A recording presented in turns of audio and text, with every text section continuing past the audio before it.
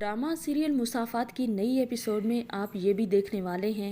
समीना बेगम अपनी बेटी को लेकर बहुत ज़्यादा पोजेसिव होंगी। वो तो यही चाहेंगी कि समीर के साथ जालदा जज किंजा का रिश्ता हो जाए। और किंजा का जिस तरह टांग का फिट देख रही हैं और समीर का जिस तरह डोरे डालना किंजा पर और उसको उल्लू बनाना देख रही हैं, उन्हें तो लग रहा है कि शायद ये उनकी बेटी की मोहब्बत में पागल हुआ फिरता है। लेकिन उसे मालूम नहीं, बेटी की नहीं बल्कि बहू की मोहब्बत में, और उसके बेटे के घर को ही ख़राब करना चाहता है। उसके घर में आकर हर रोज़ आए रोज़ जो है समीर तो किंजा के घर में ही मिलेगा। अब उसामा जो है, उसामा भी समझेगा कि शायद मेरी बहन को पसंद करता है, लेकिन कहीं ना कहीं उसामा के दिल में खटका ज़रूर लगा रहेगा कि ये शैतान किसी को पसंद नहीं कर सकता, ये तो सिर्फ और सिर्फ मनाहिल के पीछे ही है।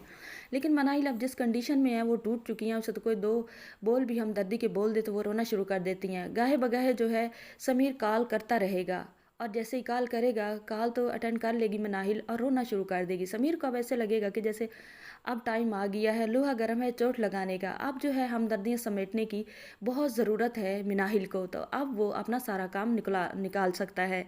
लेकिन बाद में जो है जैसे उसामा को पता चलेगा कि समीर कॉल करता है मनाहिल को, तो उसामा मनाहिल को समझाएगा कि मनाहिल इस वक्त तुम टूट चुकी हो। मनाहिल तुम आइंदा समीर की कॉल अटेंड नहीं करोगी। मनाहिल कहेगी कि मुझे समीर से कुछ लेना देना नहीं है, बस वो भाई के अफसोस के लिए कॉल कर रहा था, अम्मी की तबीयत पूछने के लिए, तो मैंने कॉल अटेंड कर ली। तो उसामा कहता है कि मनाहिल मुझे तुम पर एतबार है, मैं ये समझा रहा हूँ कि ये समीर बहुत ही शैतान किस्म का लड़का है। तुम्हारे पास अब ना तो भाई है, तुम्हारी अम्मी भी बीमार हैं, क्योंकि तुम किसी और मुश्किल का सामना नहीं कर सकती। ये कुछ भी कर सकता है, ये कोई भी तुम्हारी कॉल रिकॉर्डिंग करके या किसी तरह तुम्हें बदनाम करने की कोशिश कर सकता है।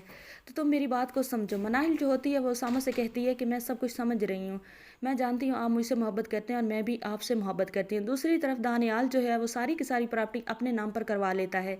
महम जो है उसे इतना भड़काती है, कहती है कि इस प्रॉपर्टी के कुछ हिस्से नहीं होने चाहिए, ये एक ही हिस्सा जो होना चाहिए जो हमें मिलना चाहिए। और रिमशा जो है वो तो अब दानियाल से कहती है कि अगर आपने महम से निकाह किया तो मैं अपने अगले पिछले सारे हकूक़ जो हैं वो केस करके लूँगी। अभी तक मैं बहुत भोली बनी रही हूँ, लेकिन आप लोगों ने मेरा गलत फ़ायदा उठाया। लेकिन अब दानियाल और महम मिलकर रिमशा को रास्ते से हटाने की भरपूर कोशिश करेंगे, चाहे उन्हें उसको मारना पड़े या अगवा करवाना पड़े या जहर खिलाकर ही क्यों ना मारना पड़े। आने वाली एपिसोड में आपको ये सब दिखाया जाएगा।